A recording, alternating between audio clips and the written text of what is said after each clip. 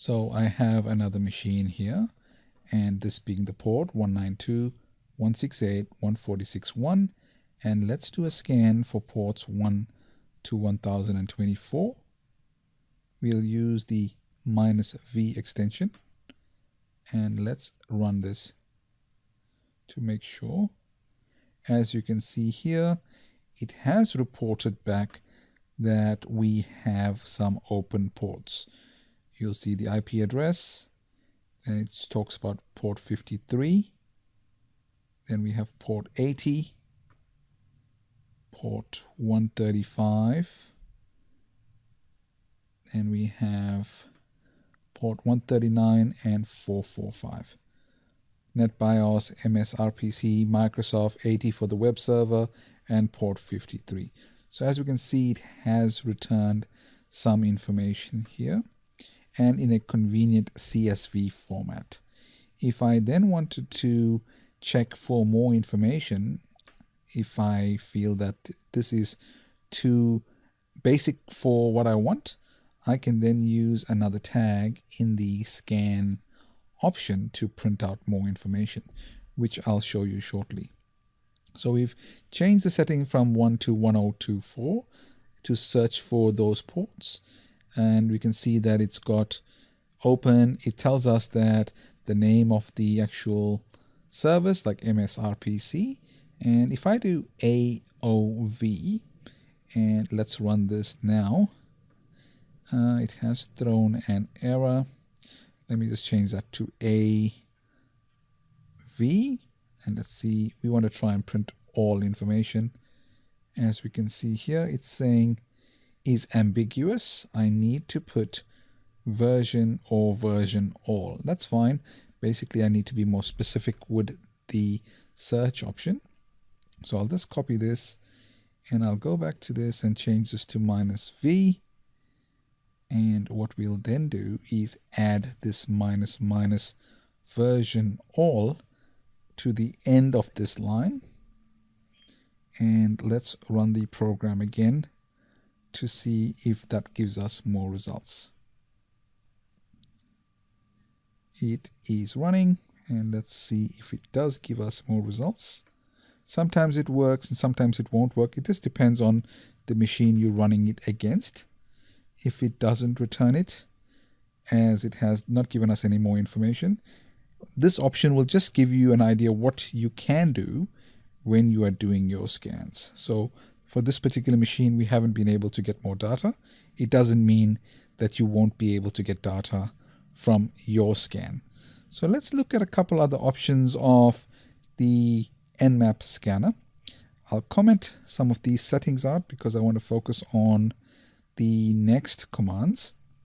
So let's change these ports from port, say, 22 to port 445 to have that range, so we're not running this program for too long. And let's do the NS scan again. This time we'll pick NS all hosts, and let's have a look at the results. It's running, and hopefully we'll get a result. What I have forgotten to do is add the print option. So let me do print, and this time it should report back that it has found the IP address that we are scanning against, which is 192.168.146.1. So as you can see, it is giving us some results. Let's look at what we can do by using the Nmap scanner a bit further.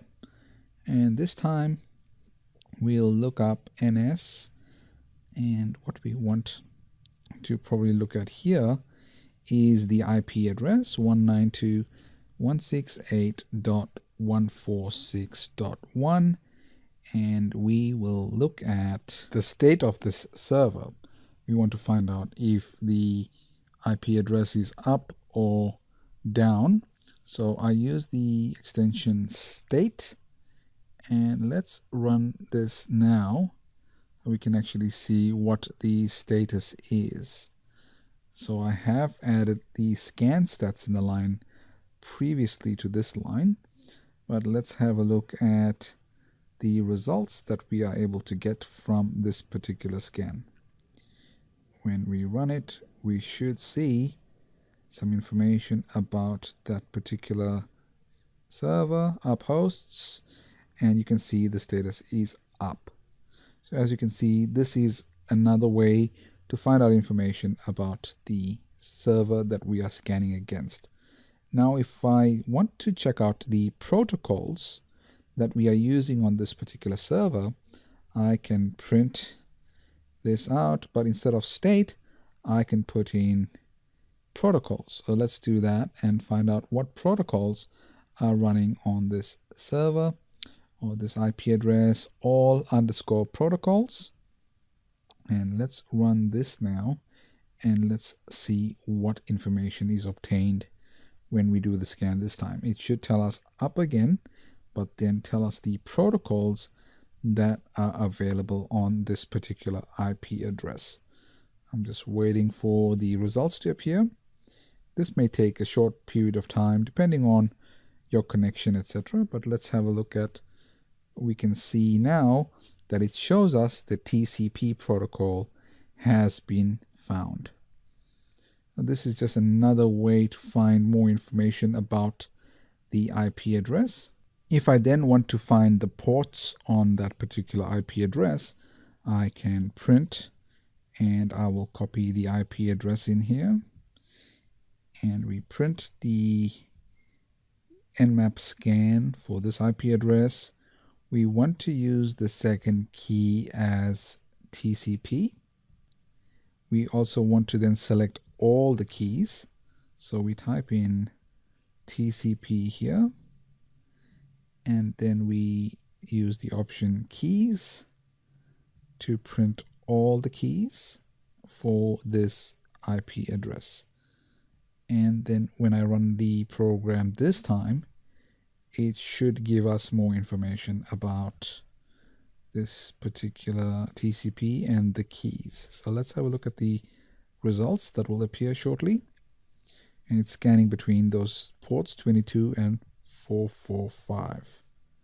So as we'll see here, the TCP ports will be visible and it will be up. You'll see the ports open are 80, 445, 139, 53, and 135.